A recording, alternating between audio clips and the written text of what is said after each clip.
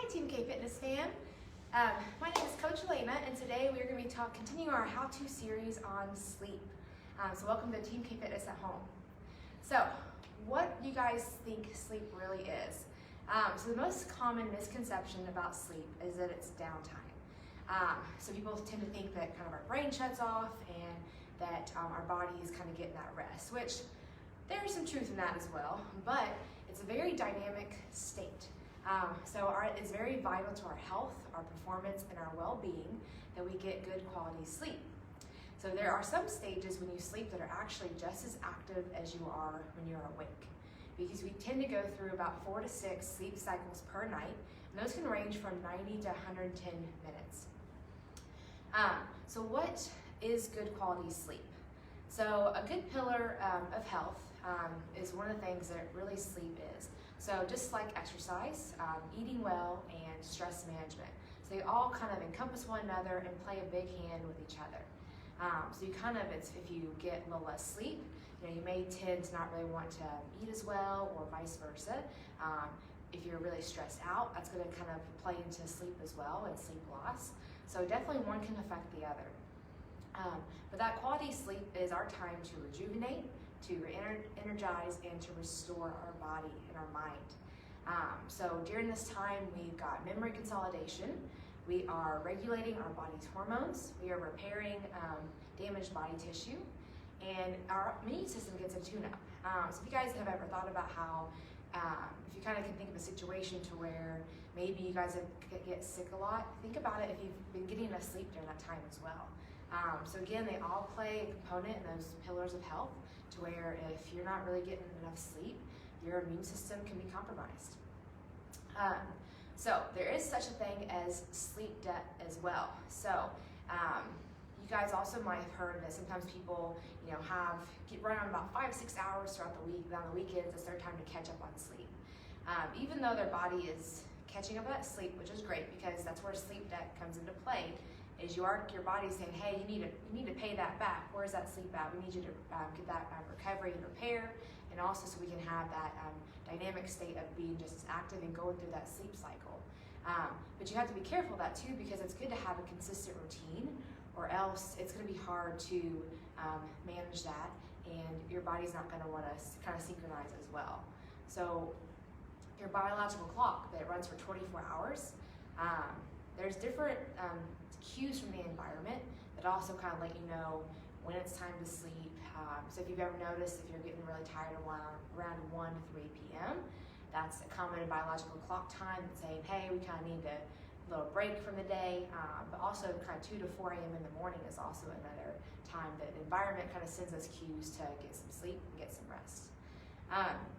So let's talk a little bit about the kind of physiological and mental things that sleep loss can affect. So it can affect your performance. Mentally, it can cause you to kind of be more stressed, and can sometimes put you in a not so great mood, or just can kind of change how you're feeling throughout the day.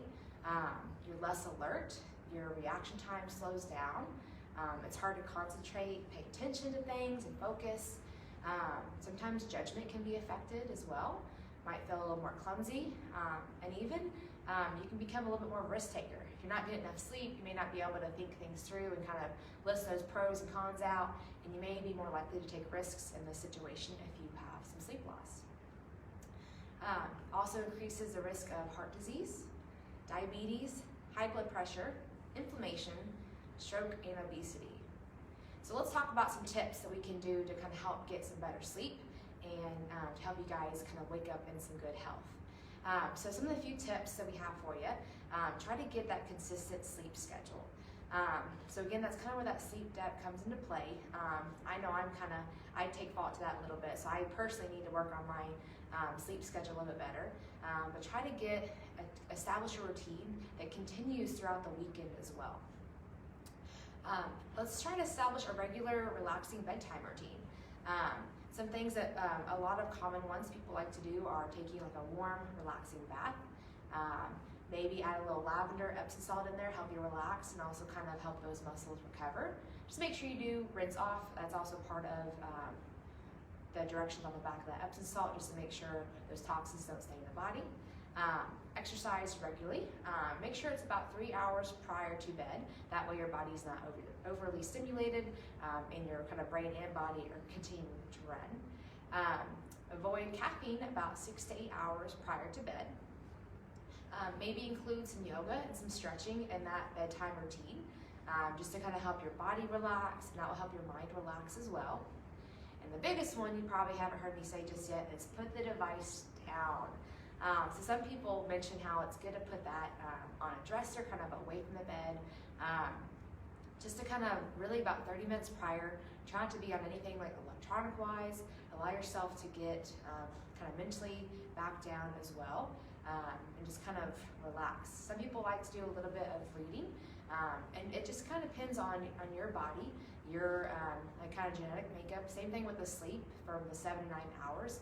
It really just depends on you and your personality and just you as a person, what's going to work better for you. So some people may not enjoy that bath routine, but maybe you could take a hot shower instead and put a little bit of one of those like shower bombs in there with some lavender. And that's a great,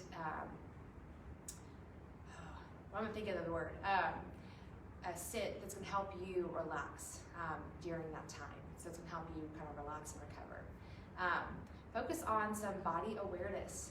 So maybe try some breathing techniques. Take some deep breathing.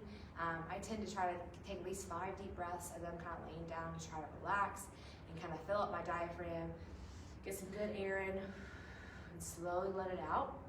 Just to kind of give those lungs a little bit, clear that airway out, okay?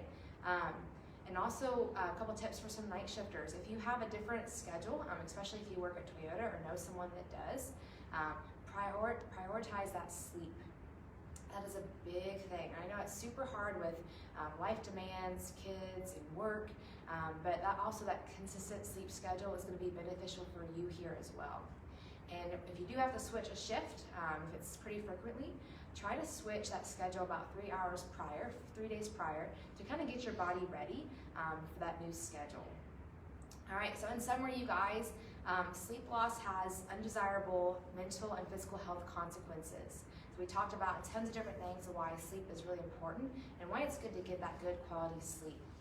So a goal I have for you guys today, okay, something I want you guys to try to commit to this week, is try to find a tip or a trick, or even comment below something that helps you personally sleep better, or things that you found for yourself that work to share with us. And try to take one of these tips home this week and try to wake up in good health. So we will see you guys next time on our how-to series. We hope you have a great rest of your day. Bye.